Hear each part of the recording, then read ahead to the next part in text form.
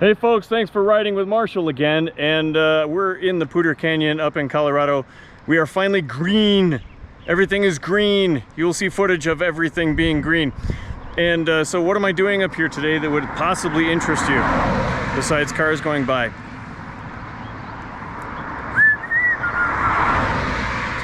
All right, what would possibly interest my viewers besides me riding a motorcycle in nice green mountain-ree? Well, I'm riding the motorcycle you've seen a million times.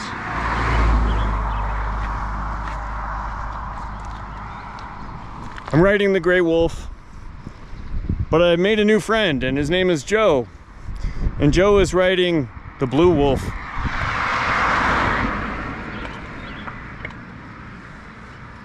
And this is Joe. Hello. And he's from Greeley. And you've had this bike now for how long? Oh gosh, maybe about a month. Okay. And what made you buy it? Well, originally, so I've always been a cruiser guy, but I've kind of been wanting to try out a DCT bike, and originally I went in to look at a Rebel 1100 DCT, took a ride on that. Just felt kind of cramped up, hurt my neck, just felt like a weird setup. And then the salesman recommended this one, said, hey, have you ever tried one of these? And I hadn't. He just said, you know, it's a DCT as well. So I hopped on it and I rode it around and I came back with a huge smile on my face. So, so I traded in an Indian Scout and I bought this brand new NC750. Now, where'd you buy this at?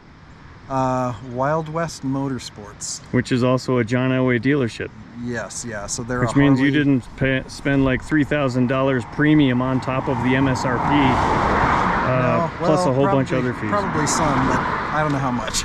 Well, there's always a destination fee, and there's always a setup fee. Yeah. You can't really get too far past that.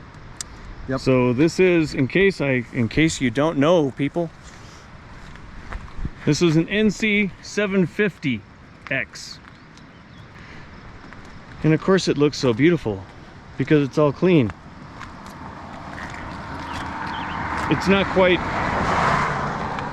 quite as dirty as mine.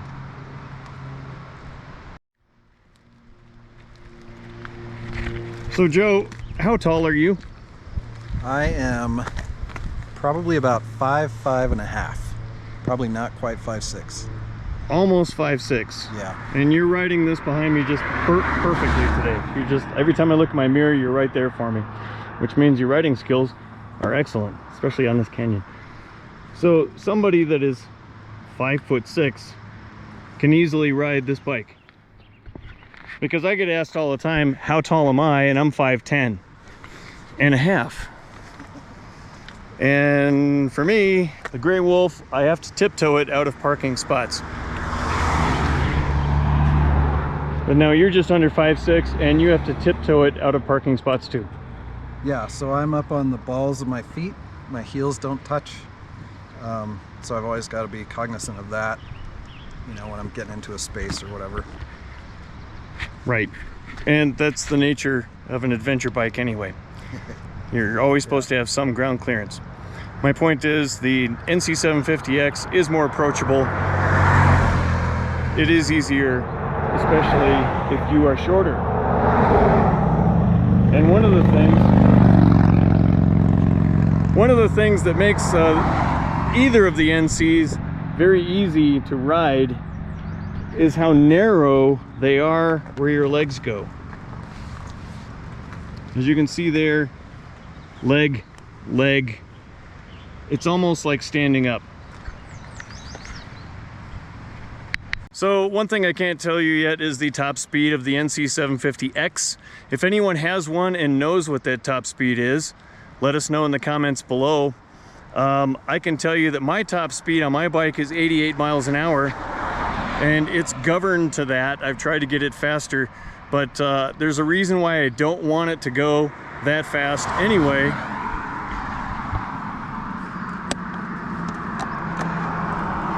And that's because I don't want to go back in time. I've done it a few times. It's fun the first 35 times. After that, not so much.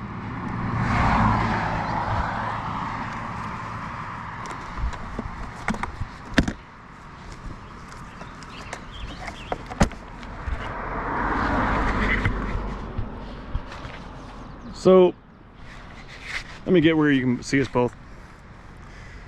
So the thing about the NC750s and the 700 that's unique to them is the frunk. And I have to be envious because Joe has a larger frunk than me.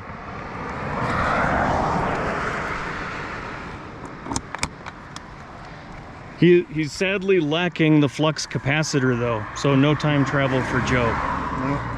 But he's well prepared in there. You got your extra set of gloves, got your bottled water, got some sunscreen, got a toolkit in here. He's got everything he needs without needing bags. Air pump. Air pump. Yep, I've got an air pump too. I just have it in my bags.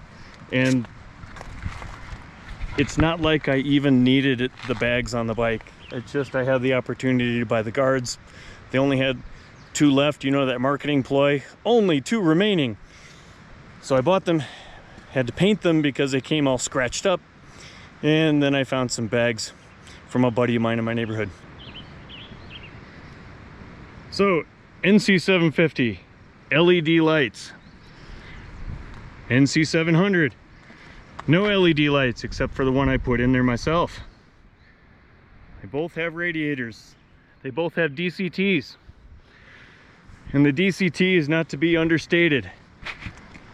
I've said it time and time again, you've heard me say it. We've all had motorcycles with clutches. The DCT is one less thing to worry about shifting gears with.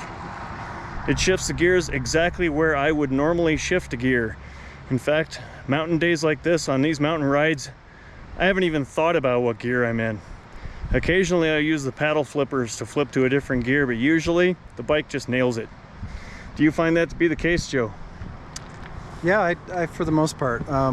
Like I said, I've only had it for about a month, so I'm still kind of getting used to which mode is you know, most to my liking. But yeah, I haven't really had any problems with it. And like you said, if you feel like you're too far down or too far up a gear, you just push this button to move down. You push the paddle up in front there to shift up. It's really simple. And the thing Joe might not know is that the DCT learns with you. So the more input you give it to the paddle shifters, the more the brain of the DCT records that and learns how you like to ride. So even if you try a DCT and you go, oh, I hated it, it was all wrong. Well, give it some paddle shifting input for about an hour and then see what happens. Okay, another difference here. In the NC700, here's my screen.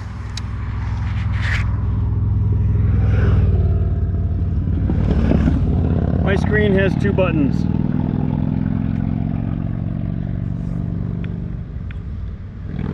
Like I was saying, my screen has only 2 buttons.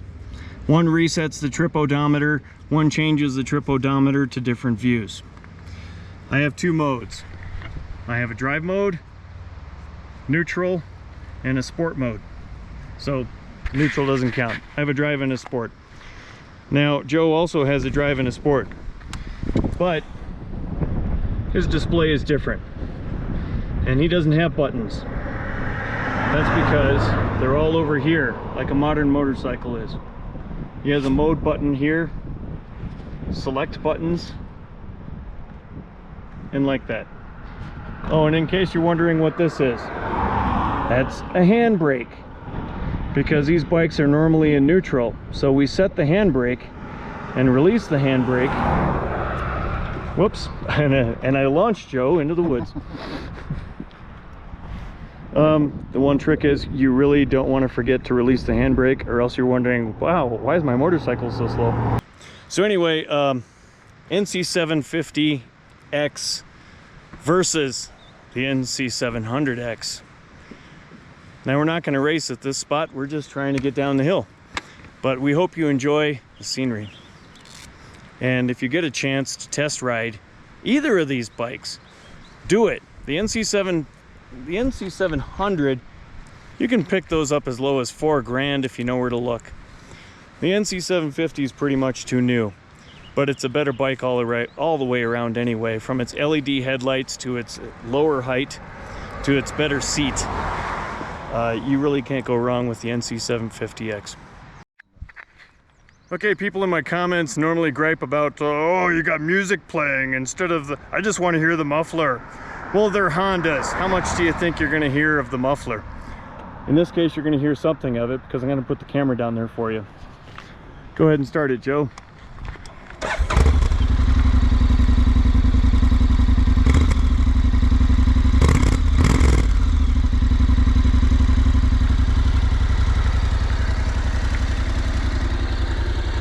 Our engines sound the same, but I think his exhaust note sounds just a little bit deeper, as well as it should, being that he's got 48 cc's more displacement than I do.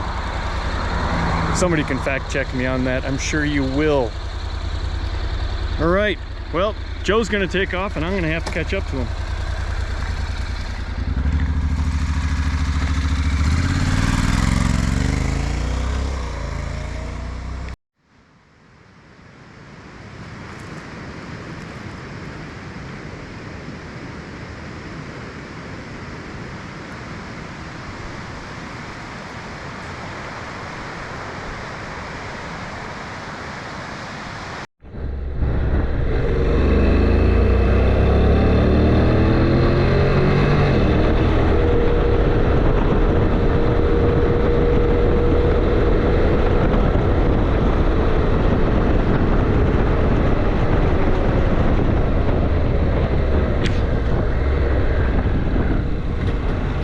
Wow, it's like this spot was made to order. That was perfect.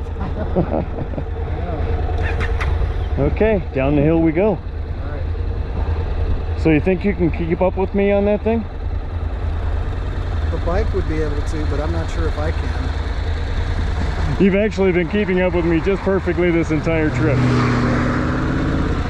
And just one little minor note, he has 12% more power in that engine than I have in mine. Our horsepower is only, he's got 4 more horsepower than me, but his torque is significantly more than what I've got at my speed range, at my RPMs.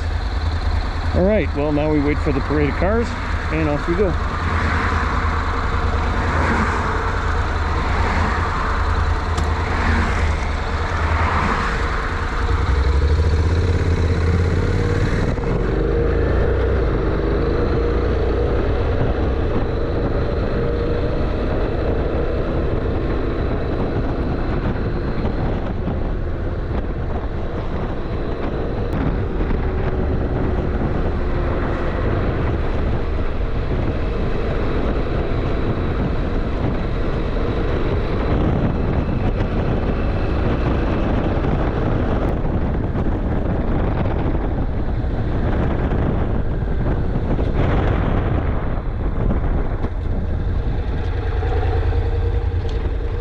So what does your miles per gallon say? 75.8.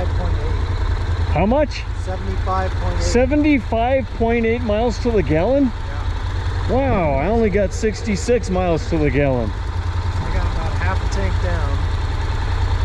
125.2 miles. Where did you fuel up at? Well, it was last week.